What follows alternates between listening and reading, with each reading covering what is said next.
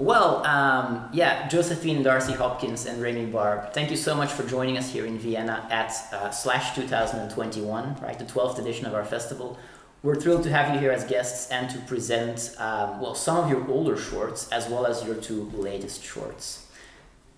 Welcome, and we hope you're looking forward to the screenings this evening and tomorrow evening. Well, thank you for having us. It's our first time for both of us in First time Austria. in Vienna. Oh, in Austria in general, and okay. Vienna, obviously.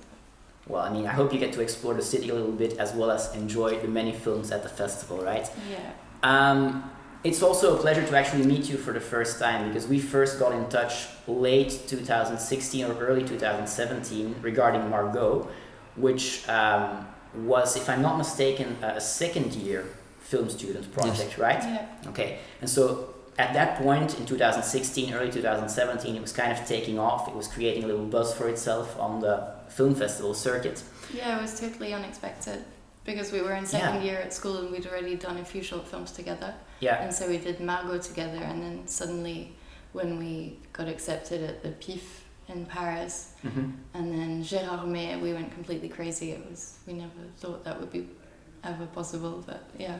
That's wonderful, and it is kind of exceptional, right? For a second year student film to get that level of attention at international festivals. Of course, not that surprising either. I mean, I was talking about it earlier with Eva, with my co-programmer. Production value is really great on Margaux, but more than that, just the attention to detail, the ambition, the vision that is clearly there, which is surprising for student filmmakers, and especially for a work that is co-directed by the two of you as well as Joseph Bouquin. Who I've learned is also your wonderful poster artist, yes. Right? You've mentioned it, you were still film school students at Ezra at that point, right? Yeah. This is when you started collaborating with friends, fellow students, and you formed Le Film de la Mouche, right? We formed Les Films de la Mouche in 2014, 2014. At the very beginning of our film school. And Margaux was a test for us to test ourselves with a direction of a typical fantastic short film with fantastic grammar and try to make it clear, very serious, professional, and real things for both of us. Started just the year after with our end of school project. Right.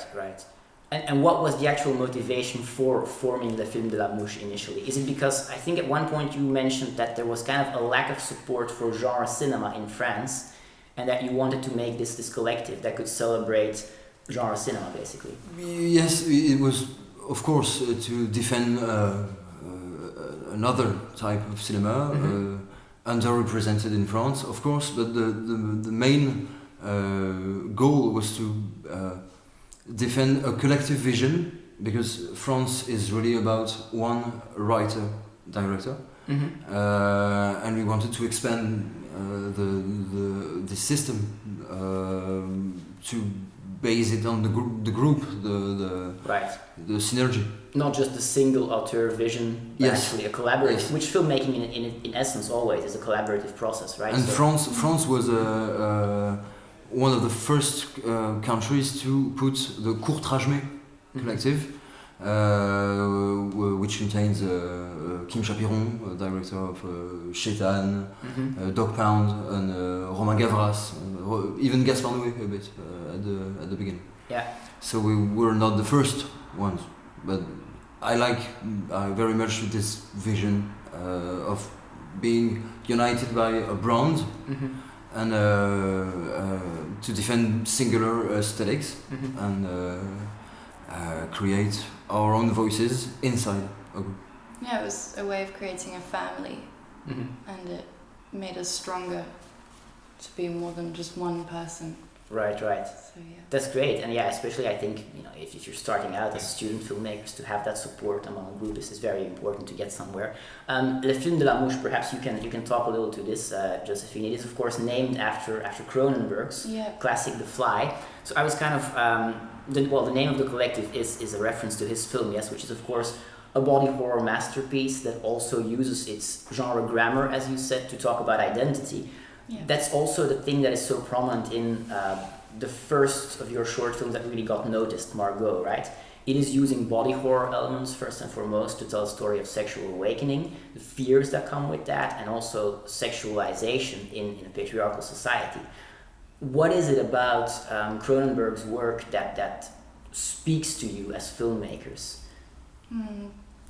Well, I don't know, the fact that it's very intimate and that it's genre, but at the same time very auteur and amazing films. Yeah. But Remy's probably better at talking about Cronenberg. Cronenberg is my first love.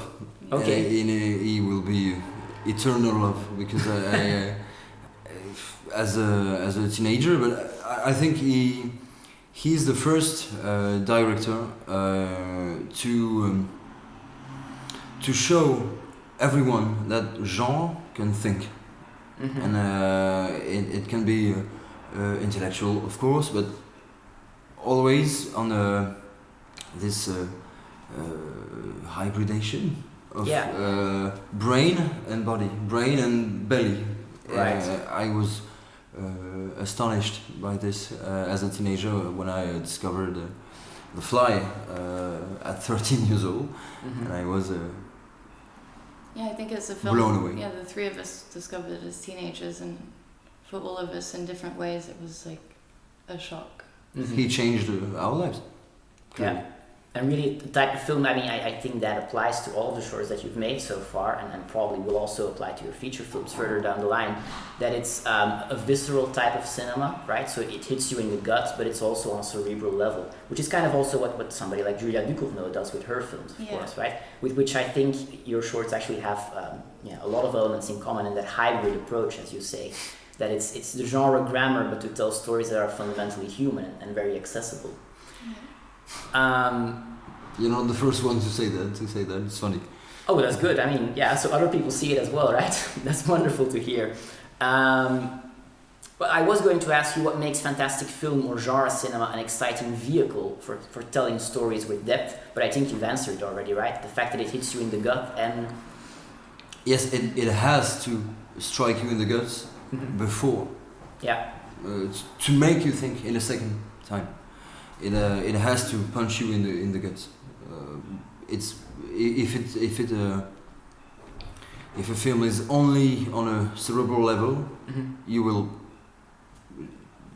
get through void and nothing. You will feel nothing. You have to feel before. Yeah. Okay. Yeah, and I feel like it allows you to kind of give a shape. If you create a monster or something, give a shape to something you feel and it doesn't exist, but in a more poetic manner, like give it l'incarner. Incarnate. Yeah, like giving it a tangible form almost, yeah, exactly. Right? Yeah, exactly. That it embodies the feeling almost. And I mean, all stories have already been told, obviously, so like genre allows, I don't know, lets your imagination run and gives it thousands of possibilities to tell stories differently. And horror is about that. Horror and fantastic in general. Genre cinema is about that. It's about the coulisses, les coulisses, the backstage. The backstage of common subjects. Like not backstage, mais. Non. Un autre point de vue. In French, it's called les coulisses. It's what you don't see, what's behind. The dark alley, if you will. Yes. And it's you see look at things in a certain way, and you have to, as a filmmaker, and even more as a horror filmmaker or genre filmmaker, you have to put your eye and put the eye of the audience in a certain angle that is never seen before. Finding the fresh perspective, and yeah. Yes. Okay. Well, I mean, you certainly have been finding fresh perspectives. I mean, broadly speaking, Margaux is of course a coming-of-age story, but a very unique and distinct one. And we're very happy to play it once more this evening in the Fantastic Futures Spotlight on You. Of course, it kept on going uphill from there, basically, with your graduation films, right? So And the Devil Laughs With Me in 2017, and your graduation film, The Day My Mother Became a Monster, which Slash is also playing this evening. In your graduation film, Joséphine, bodily transformation is once again front and center, right? Yeah. And you put it in the service of a reversal of this parent-child caregiver dynamic. I was wondering, where did this idea come from for The Day My Mother Became a Monster, and what made you want to tell this particular story? Well, I think stories are always inspired from what you've been through or what you've lived in your life and stuff. And so I wanted to talk about the moment when I was a kid and my mum was really in a bad state, and I ended up looking after her but hating her for it in a way. And so I remember this book she used to read to me, which was the story of this mum who turned into a kind of monster with huge green ears and stuff, and because her kids wouldn't help her do the cleaning in the house and they didn't respect her, and she was so tired that she just cried at the end with her huge monster ears. And I remember finding that story really, really sweet. And so I decided to use both like my experience plus this kind of fairy tale story and make it into a personal film for me. Okay, well, it translates really well to the audience, and I mean, yeah, it's a really impressive graduation film. Same applies to yours, although they are very different works from one another. Your graduation film, I'm not sure if it is the most hardcore graduation film that Ezra has ever seen, but I wouldn't, maybe they were shocked when it came out, right? It is also, like, the body is also very much exposed in And the Day the Devil Laughs With Me, in that it's a short that is, pretty hardcore, and I'm not saying that it seeks out certain taboo subjects, but it seems to be designed to shake things up a little. Was that one of your motivations for making And the Devil Laughs With Me? Yes, of course. Yeah. Of course. And Joséphine did the same, but we tried to create something like our national identity card as end of school projects. And I tried to design a real manifesto of every subculture that I love, and the vision of this subculture through a character that lives secluded and isolated from the world, the outside world. And it's a film about the blurry line of fiction and reality, the love for the danger of love, about something really different that others cannot understand or accept. Yeah. I don't know if I'm clear. Well, I mean, look, if I got lost in translation for a while. The film is currently still available on your Vimeo channel of La Film de la Mouche, right? So anyone who's interested in it can actually check out And the Devil Laughs With Me. And I think it's a film that's very open to interpretation, where you can see, you can take a lot out of it, or you can just be shocked if you only watch it at face value. But even then, it's a very impressive and very singular graduation film, which both of your, and these are still student projects, right? So that is very striking, I think. Now in 2020, you completed Nuage or Cloud, right? And you finished Friandise Street this year. And both shorts will play here at Slash. These are your first non-student works. At roughly 30 minutes each, I think, well, they are certainly your longest shorts, but I also think they are probably your most accomplished works, and they're very polished productions. But more than that, they really have a way of telling these fundamentally human stories in such a way that it's accessible and instantly relatable. And that hybrid approach that we've talked about, the genre elements, but also the fundamentally human. I was wondering, how difficult was it to actually finish production on them? Because I think you were probably still in post-production when the pandemic hit, and you shot Street during the pandemic, right? So that must have been, especially for your first non-student works, this must have been really challenging.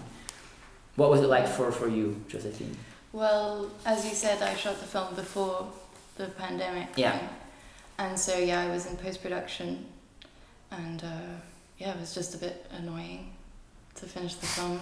And then it was really annoying for the festivals at first because there were no festivals. Mainly festivals. So, but yeah, making the film wasn't really... I mean, yeah, the post-production was annoying because of the whole COVID thing and disinfecting the rooms and having to wear masks and not being able to be more than 2 people in the mixing room and, you know, just annoying stuff, but it was okay. Yeah. And also it was weird because the film, in a way, had an echo with what was going on. Even though we had already shot it. That was strange. Well, I imagine that you weren't really thinking of a pandemic when you were writing Claude, or you weren't looking into the future. But of course, now it will be. I mean, the audience that sees it this evening, they will see parallels, and they might actually ask you, "Was this inspired by the pandemic?" Which I imagine it really was. I mean, not at all, obviously. Yeah. But yeah, there was this whole thing with there's the lockdown in the film. They're supposed to be in lockdown, and there's the oxygen mask, and the mum who can't breathe. So maybe I have superpowers or something. Who knows, right? Yeah. Well, it is certainly it makes it more topical, if you will, but that's just, coincidental. Yeah. For you shooting Friandise, that must have been even more challenging with all manner of... Although, of course, you did have a small cast for it, so maybe it was... We shot between 2 lockdowns, just between between the second and the third, I think. But we didn't really encounter some problems because we shot in studio and in a little world apart from the rest. Yeah. You still had to do the tests all the time, right? Didn't you? Yes, we did some tests and we had to wear masks on the set, but it was perfectly bearable. It was your own little bubble as well, right? A little filmmaking family, and so in that sense you had your bubble. It was a little bubble in north of France. It was perfect. Yeah, and the whole team was sleeping there as well. Yeah. So they just stayed there. Right. Okay, well, yeah, that sounds manageable, all things considered, but still, for your first non-student work, it's not the easiest conditions to actually work under and finish everything. If you look back now on your earlier shorts, and especially if you look back on Margaux, which is probably the first big breakout hit that you had on the festival circuit, how would you feel, or as writer-directors in the past 4 or 5 years, what would you say are the main things that you've learned, or where you feel like you've really made the most progress as filmmakers? How about you, Joséphine? Are there certain things that now come easier to you, or...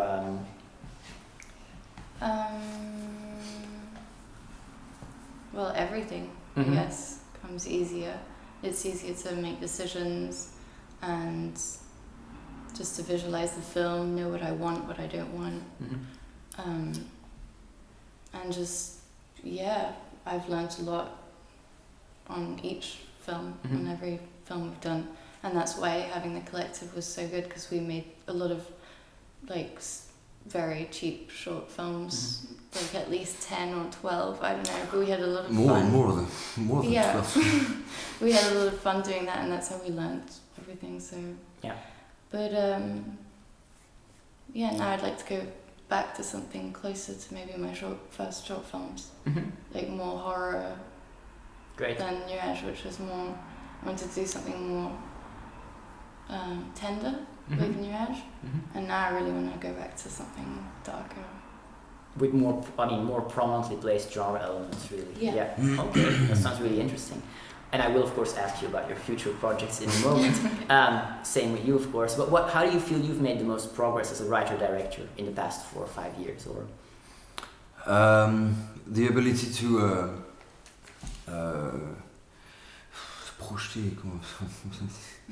anticipate, maybe. To anticipate every member of the crew's work. Okay. Yeah. And each part of the vision, each detail, in every way possible. Photography, of course, but editing, working, writing again and again, and communication with your friends. Working with your friends, working as a team, and working with your closest friends.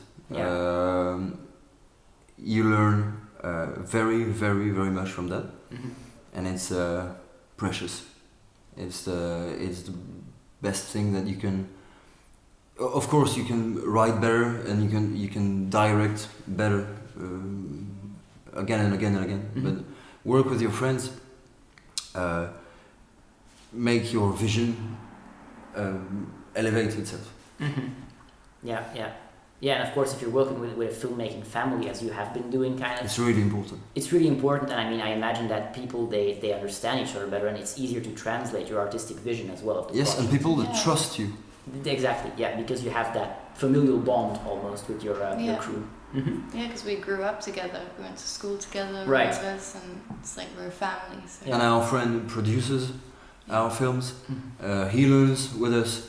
We learn with him. Mm-hmm. And every part of the crew is.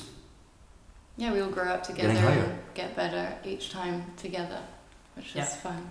That's great. I mean, and speaking of getting better and going to bigger places, of course, you've had a very big year actually, Joséphine, because this year you co-wrote Fabrice du Welz's new film, Inexorable, or Inexorable, which has been lighting up the festival circuit with an international premiere at Toronto International, recently Deauville as well, right?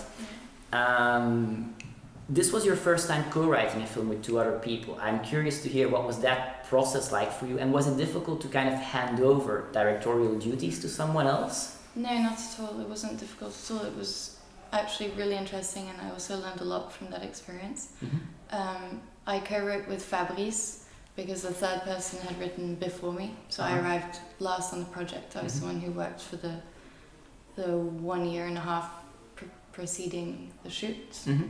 With him, and so that was really fun because Fabrice has a lot of energy and he really knows what he wants, and he's good at giving the energy to the other person, and he makes you want to surpass yourself. Mm-hmm.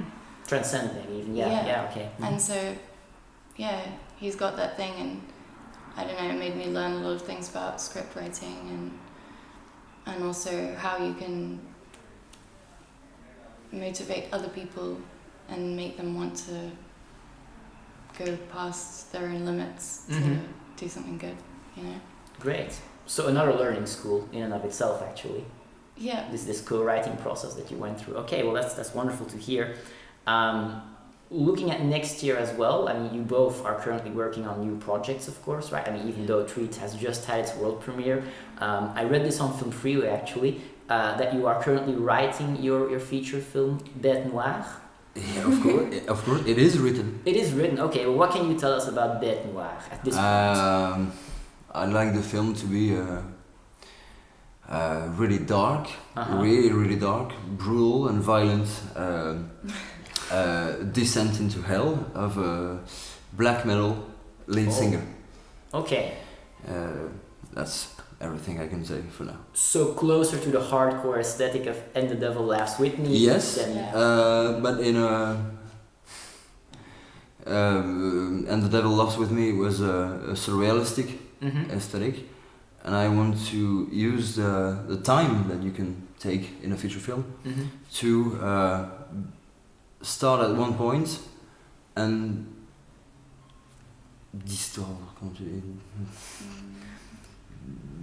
to create a distortion of the reality line and to plunge into abyss, darkness, and something horrific and surreal.